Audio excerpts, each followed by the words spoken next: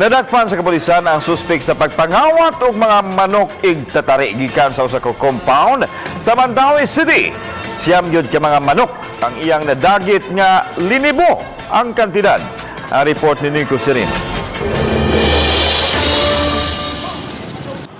Sa Kasuntingan Police Station, temporaryo nga gipahimutang kining mga manok igtatari nga na-recover. Siyam ka mga manok gikan sa lain-laing tag-iya ang nadagit gikan sa usa ka compound sa barangay Kabangkalan kundi intag sa kining gipanod og mga bayong.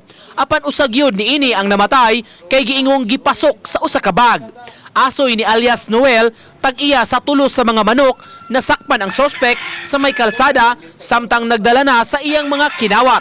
Gianugnan siya kay ang iyang manok nga gikan pa sa Laguna nga nagkantidad og 10,000 pesos maugyod ang namatay. Nasa tubangan mo na. Pero ang mga uban gilabyan, suwito ba suwito. Mga sunoy no to. Sunoy. Nya pila? Nya karon kay pag ana kay bawo ko sa mga silingan. Nadakpan sa kapulisan si Ronald Saragosa apan iyang gihimakak nga siya ang nangawat sa mga manok. Giingong gisugo lang siya pag pick up ni ini aron ihatag na sab og laing taw. Plano kuno nga dalhon sa Bohol ang mga manok aron ibaligya. Kinsa man nangawat sa manok? Wala adri nakasibat na.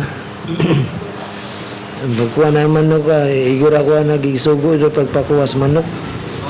Wala ko na mga awat dito sa tungkaran sa tagiya sa manukan.